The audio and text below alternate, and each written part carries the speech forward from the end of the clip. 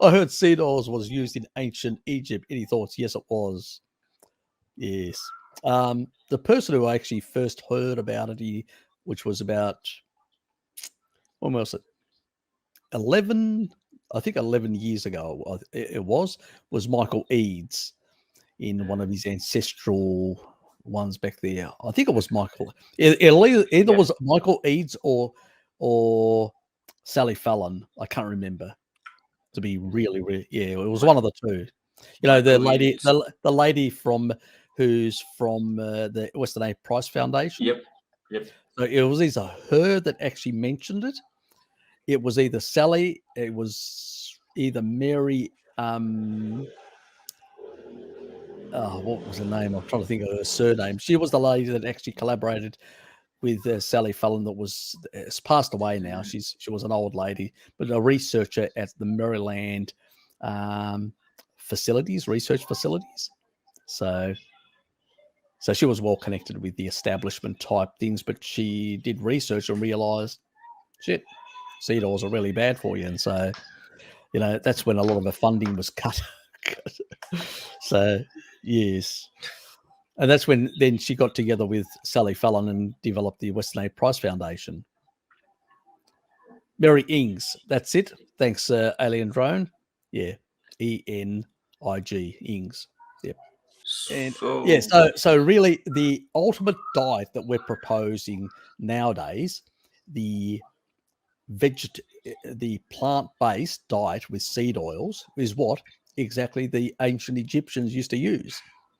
And they used to get basically fatty liver, the men tits, and basically a lot of the women problems of reproduction problems and all that, especially, and they used to have a lot of health problems of that sort, plus cardiovascular disease, which was described, diabetes and cardiovascular disease which was described by their physicians. Yep. Where up until that point, around the world, there was very little cardiovascular disease, if any. It was only amongst the very super rich emperors and kings and stuff like that who were engaging the Randall cycle. But everybody else that was around, in Egypt, they were the exception, where they were using a lot of seed oils, very little animal food, and a lot of plant food back then. The Egyptians were well known for that, and they had abysmal teeth hygiene, as well. They were the ones that actually invented a lot of the actual the early dentistry technology, like false teeth and all sorts of things. So they were quite innovative, but they had to, because they were consuming so much kibble, like our modern society is. It was about 70% with seed oils, which is exactly what the sad diet is today, but on steroids is the difference. Where they're obviously they would have been engaging the Randall cycle at a much lower gradient, because still their society wasn't as productive as it is today.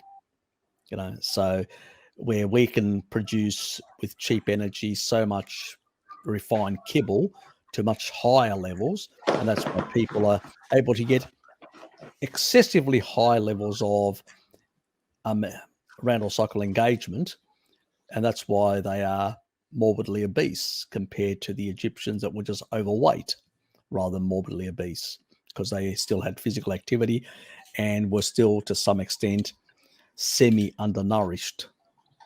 So already inappropriately, but yeah.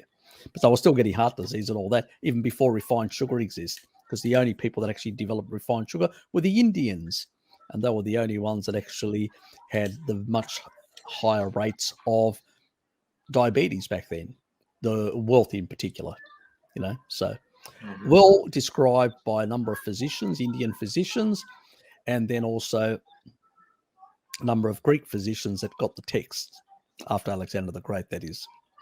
They were able to get that information because they did go all the way to India. So they found out a bit this sort of stuff, but they still managed to bring back the sugar to Europe. Wonderful. It's got these side effects. Oh no, we don't care. Just give us the enjoyment. Give us the dopamine hit. To think wars were fought over this stuff. Well, people can make money on dopamine hits. Yep. Remember that. Back in my hometown, there's like sugarcane as far as the eye can see. Just if you go out to the road.